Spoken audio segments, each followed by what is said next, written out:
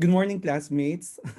Today, I will be recording a video for your review for your upcoming first grading examination. So, we're going to go over the important terms and important ideas that you're supposed to have memorized or have taken away from the first grading for you to be able to do well in your examination. So you remember this is one of the things that I gave you to read about, and this is your types of nonverbal communication. Now, why do I want you to focus on this? Because you've been doing a lot of work, a lot of studies, a lot of activities that are related to verbal and oral communication when you were in senior high school or when you were in junior high school.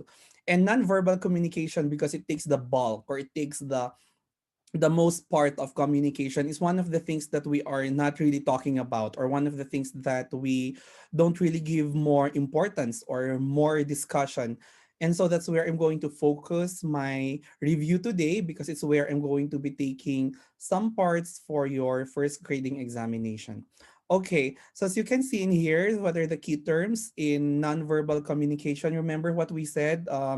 Verbal communication is more into what we say. Nonverbal is about the things that we do. It includes our physical appearance. It includes your mannerisms. It includes your facial expressions. While when we talk about written communication, it is different from verbal or nonverbal communication. Written communication is set on paper, or it is something that you can read. You use codes for you to be able to decipher or for you to be able to understand when you're going to read the message. Okay, so you can see in here the word kinesics. It is all about movement. It refers to the study of hand, arm, body, and facial movements. Okay, so it also includes your eye contact. It's very all encompassing. Okay, so there are many things that are related to kinesics. It includes your facial expressions, your eye contact. We've been talking about this. I've given you a lot of examples and thorough discussions about this, and head movements as well. All of those ones are considered as kinesics. Why am I discussing this with you? Because in the examination, these are the things that I will be asking you to apply. So for example, I'll be giving you some nonverbal cues or nonverbal responses, and you're going to tell me, are they kinesics? Are they gestures, physical appearances, etc.? And they will come from your first grading or prelim projects, which are your nonverbals from different countries or from different cultures around the world. Okay, so there is also gestures. There are three types of gestures according to Anderson. These are your adaptors, these are your emblems, and your illustrators. So when you talk about adaptors, these are touching behaviors and movements that indicate internal states typically related to arousal or anxiety. So for example, in public speaking, because we always have public speaking in class, right? Like reporting, for example, adapters are when, for example, when you twirl your hair, right, or you fidget with your fingers. What you are doing, the emoji that you are doing is an example of a gesture. So that's an adapter. Okay, it helps you indicate your internal state. So you are nervous, so you are doing this thing. For example, emblems on the other hand are gestures that have a specific agreed on meaning. Okay, so for example, here in our culture, here in the Philippines, when we say like that, it means this person is crazy. Okay, so that's an emblem. It's something that we agreed here in the Philippines. We know that that's what it means. Okay, so for example, when in Korea, for example, when they do this, so it means that person is beautiful, right? Or here in the Philippines, one of the emblems that we have for facial look will be when we say this. So it's like the letter L thing right below the chin means that he's handsome or poggy or cute, something like that. So these are emblems, okay, like the thumbs up sign that you can see here in your screen. The other one is an illustrator. These are common types of gestures and are used to illustrate the verbal message they accompany. For example, you might use hand gestures to indicate the size of an object. So for example, your mom is asking you, how huge was the box that you saw? You would say, ganito po siya kalaki. So that's an example of an illustrator, okay? You are using your hands or you're using gestures for you to support what you're saying. Now, there's a very funny illustrator that we have here in the Philippines. What is that? When you are pointing to something, you do this. You use your eyes, or you actually use your lips. So, for example, you want to show your mom is asking you, where did you leave the rest of our things or our package? You'll be like, undun, it's there, it's right over there. And you purse your lips, or you point with your lips. So, or sometimes you point with your brows. That's an example of an illustrator. Okay, you are giving more emphasis to the idea by using a gesture. All right. Okay, we have head movements and posture. Of course, refers to how to the way that you nod your head, for example, the way that you carry yourself. That is a posture. That's why if you're more confident, you stand up straight, right? If you are really sad and you really want to say no, so you're saying no, but you're also shaking your head for emphasis. These are very strong nonverbals. Okay, there are four general human postures according to Harji. In the research, it was stated there, standing, sitting, squatting, and lying down. These are the four general human postures, okay? Take note of that. Standing, sitting, squatting, and lying down.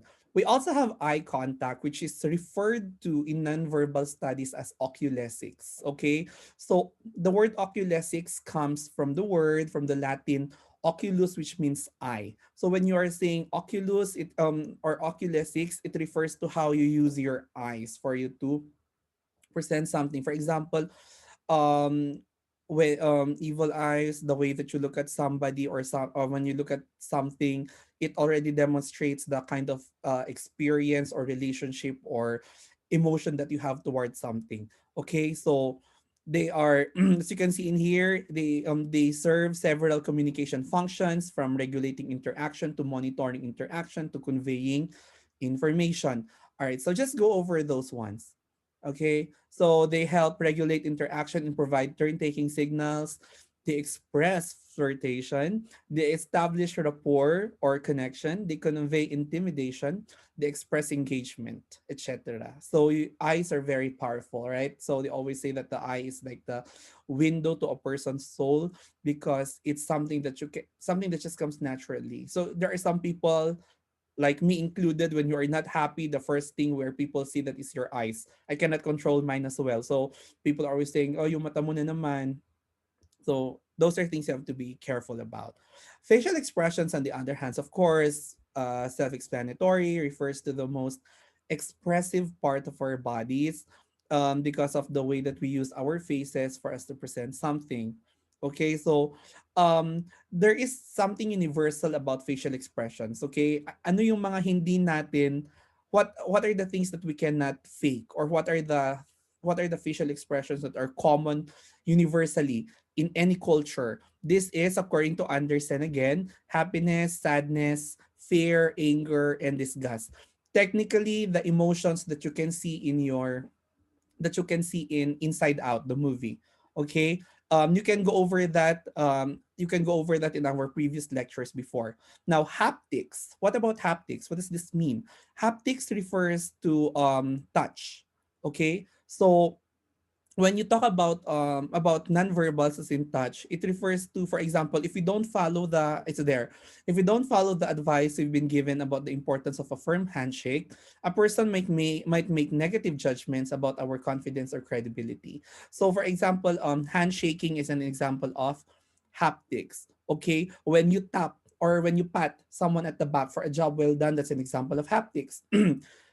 When you when you go up here and then you clap a person's hand, for example, that's an example of haptics. Okay, so touch is very important, but you have to make sure that it is it's not invasive, it is ethical, and it is principled. Okay, for example, teachers are not allowed right now to whip students with their hands, which is a little, which I think is actually more painful. So you have to use a, I don't know, you have to use a stick or whatever for you to punish a child if you want to do physical punishment. Although that's one of the things that we don't use, or one of the things we don't do now. Okay, so just example. Okay, according to Heslin and Appler, there are several types of touch, which includes your functional professional, social polite, friendship warmth, love intimacy, and sexual arousal touch.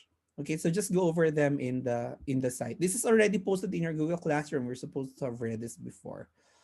All right. The next one is, where is it?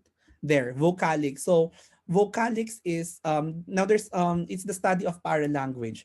When we say paralanguage, it's a vocalized but non-verbal part of a message.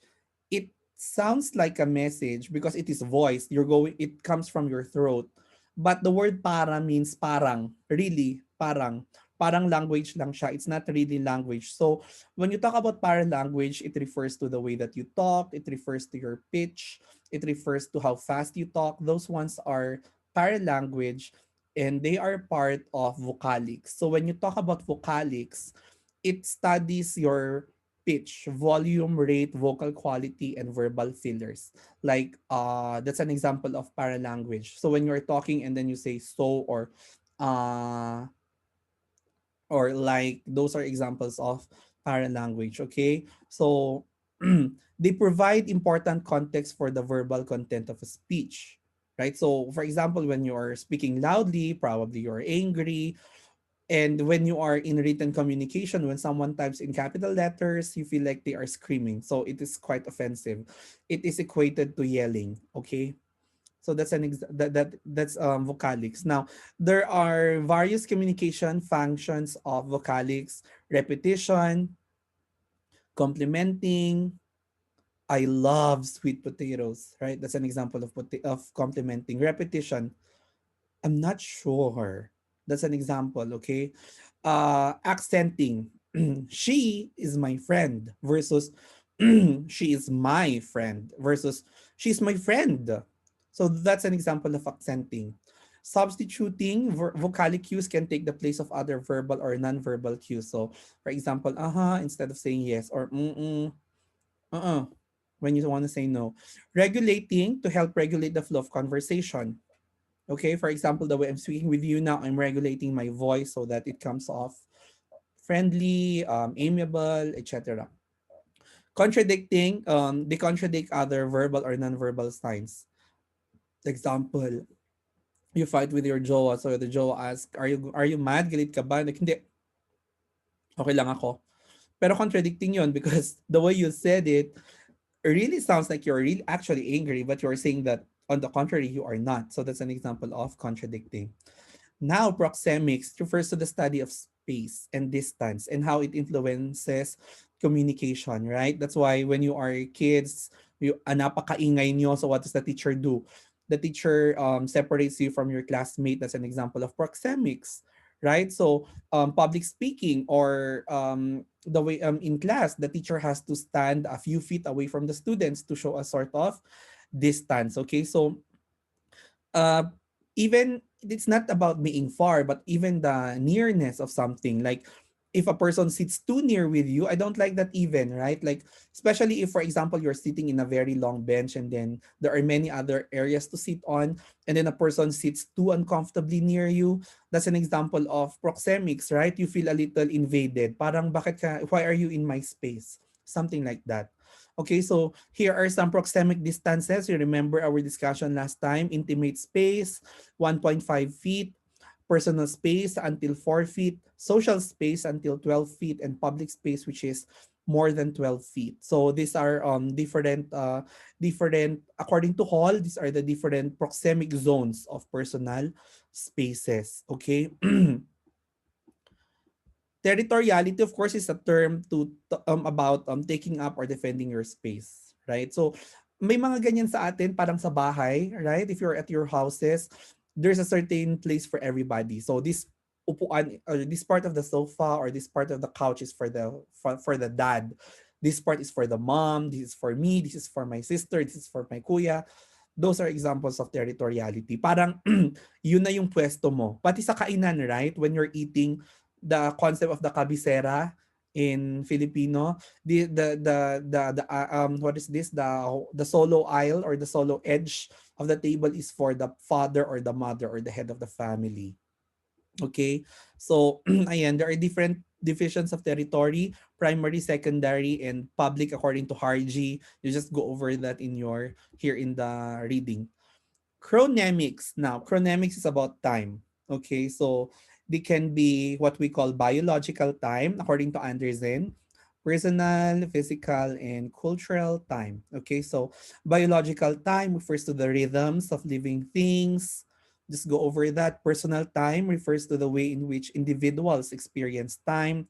Physical time refers to the fixed cycles of days, years, and seasons. And cultural time refers to how large group of people view time. So when you say, for example, biological time, it's a time for you to eat, sleep, and do stuff. For example, you technically people will say that you have to eat in the morning, you have to eat at lunch, and you have to eat at dinner. So those are biological. Even the hours when you sleep. Okay? Kaya siya nasisira pag you are jet lagged, right? So soon some of you will become FAs, etc. Though these are issues about chronemics. Okay.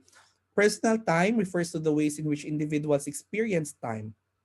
Okay, for example, the for our mood, right? Our joy about something. So if the class is boring, it can be parang ang tagal ng 1 hour, na you don't like it. But there are some classes where you enjoyed it and then it's 3 hours long, but it's actually fun or it's actually exciting. So you actually have a lot of fun being in that class.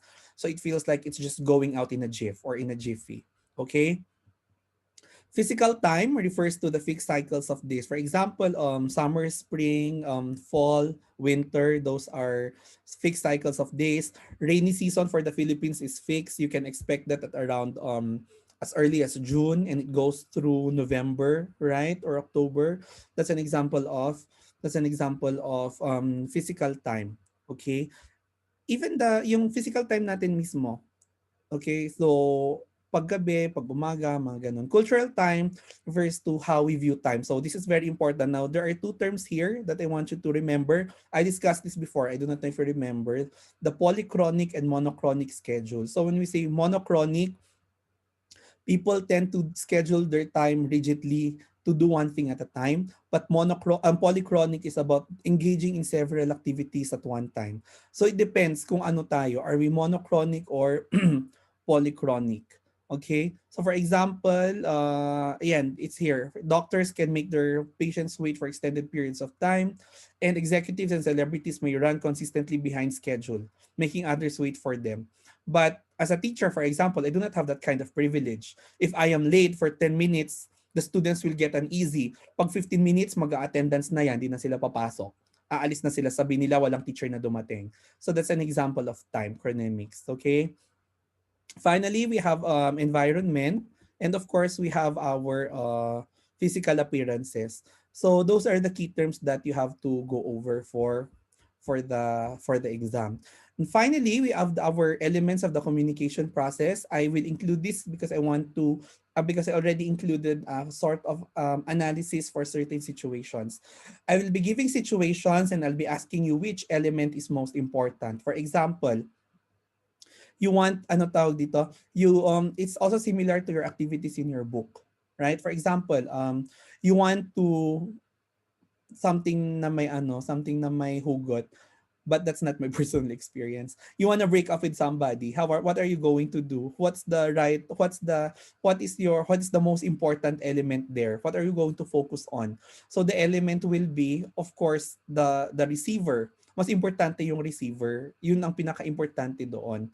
Bakit hindi yung medium? Well, importante yung medium, but the medium is something that the medium is there are many mediums that you can use for this certain thing. Okay, you can talk to the person face to face, you can write a letter, you can it's there are things that you do right now. For example, in your generation, you can text someone that you're broken up and that's it. During our time, or well, our culture do not like that. We don't respect that. You're supposed to meet each other and talk about it or call or something. Hindi pwede yung text lang. So, parang ganon. There are certain elements that are important at a certain time, and there are some elements that are not important at a certain time as well. So those are key things that you need to look into. So what is more important? Is it the sender, the medium, the receiver, the message, or the feedback? Another example, you want to what is this? you are asking when the delivery will happen, or you're asking when is the package coming soon. So what is the most important element in that conversation is the feedback. Tama. And of course, the other activities that are related to your this the other activities that you did here in the very first activity that you did here in Porpcom. Okay, so those are key things that you need to look into. Finally, I fixed something for you so that you can review properly or easily. I have here a personal handout. It's a Purposive Com intro. I want you to just go over it. This will help you survive the examination. It will help you also. Well, of course, we've been discussing, and this is something that we've been talking about for many weeks already. I just want you to go over it so that it can help put your ideas back into motion. Don't worry, the examination that I prepared is less than 50 points. Everything or all of the items have choices. It can either be a true or false. It can have three choices. It can have four choices. But the important thing is that you may not leave an item blank. You have to select, or you have to pick, and it'll give you enough time to do that. All right, so good luck with the examination. I will see you guys. Pray hard, study hard, of course, study smartly, and do well in the examinations. Have a good day. Good luck. Bye.